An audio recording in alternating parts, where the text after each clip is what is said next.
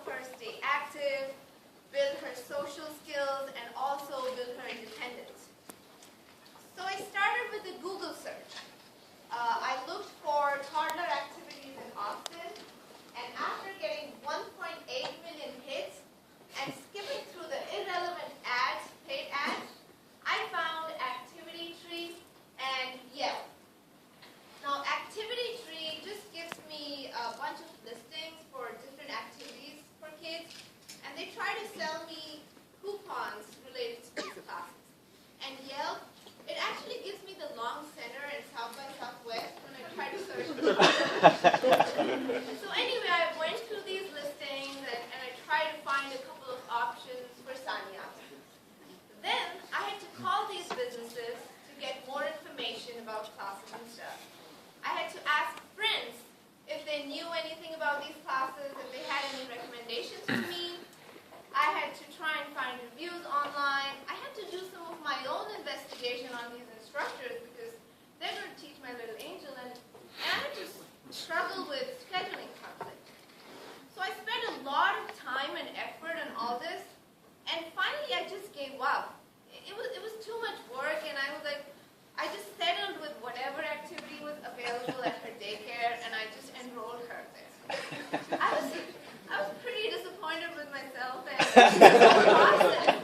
And I discussed this with my team, and we started wondering if there was a problem to this, if there was a solution to this problem and frustration.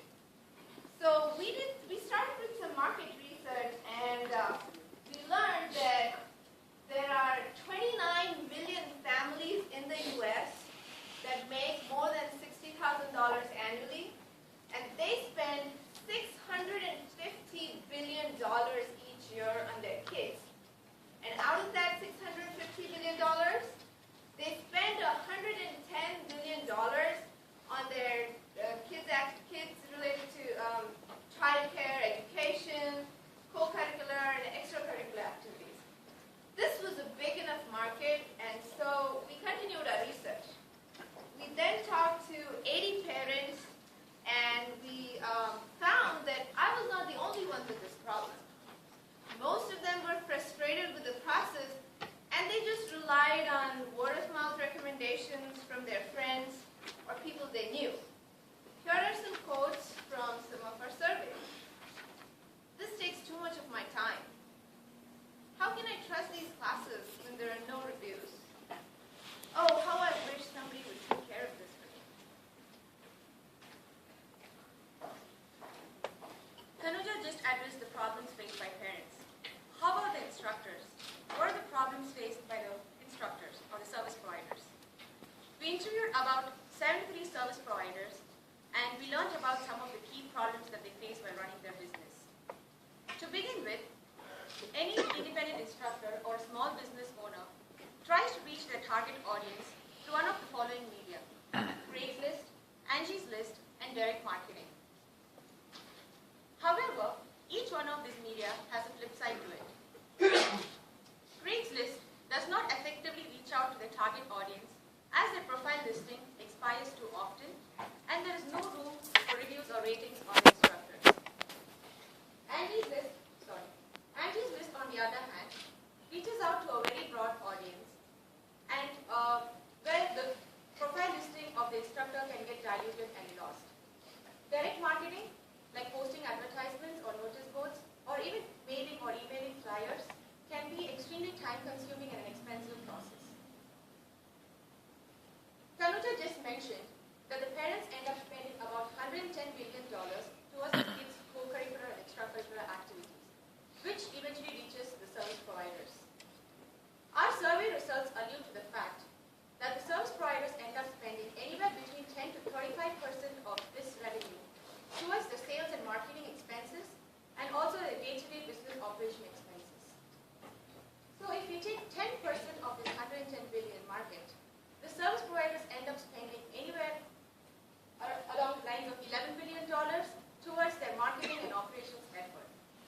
This $11 billion market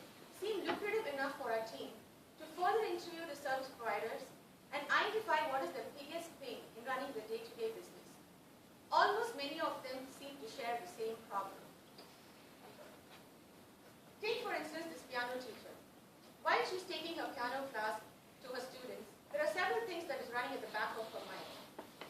Here are some quotes from our interviews to the service providers. My phone is ringing. God, I hope I didn't miss a client. There's a problem with the payment and I need to call the credit card company, but there's absolutely no time. Oh, I wish I can just focus on the class and forget about these issues. Can you be a little bit more specific when you say classes? What exactly, and didn't see this in your display, what are you talking about when you say classes or curriculums? Sure, it could be any, like when you rent extracurricular activities, it could be anything from soccer to gymnastics to like piano classes or even like tutoring classes. When you mean co-curricular, it can extend like from like a daycare or like somebody like offering services to help out with the kids. Can you go back to some? Yeah, sorry, back to you when we were talking about that. Yeah. Okay, so that $110 billion is being spent on soccer, gymnastics, piano specifically? Yeah, these were specifically what they spend on all the extracurricular and co-curricular activities, excluding their education expenses. Childcare and education, right? Yes. So that's daycare as well. That seems a little, I mean, education, that's a lot, daycare, private schools, it seems like there's things This in that doesn't bucket. include the private schools and all the stuff. It includes only the childcare and the daycare types and all the other extracurricular activities. This is not include the school or teaching. Okay, so childcare would also be in part of this? Yes. You could gauge on like a total number of service providers, whether nationally or anything, as opposed to just value numbers, like total number of service providers. So you're asking regarding the 11 billion mark? Yeah, but I mean, we wanted to obviously, but I was kind of curious as to how many service providers there are collectively. I couldn't find that. So when we did our research, like on an average in a big city, there are about 500 service providers at the childcare services that we offer. So on average, there's about 200 to 300 just extracurricular service providers, about 200 to 150 childcare service providers. So when you're talking about these pain points, the folks that you're mentioning, who is that coming from? Do you have an insight of how this market actually breaks out by piano teachers, soccer teachers, tutors? Do you have that breakdown? We don't have that breakout, but we kind of reached out to pretty much all of them, all of the market that we're trying to target. So we reached out to like soccer teachers, we reached to piano teachers, dance teachers, childcare. So we don't have a breakdown. You don't know which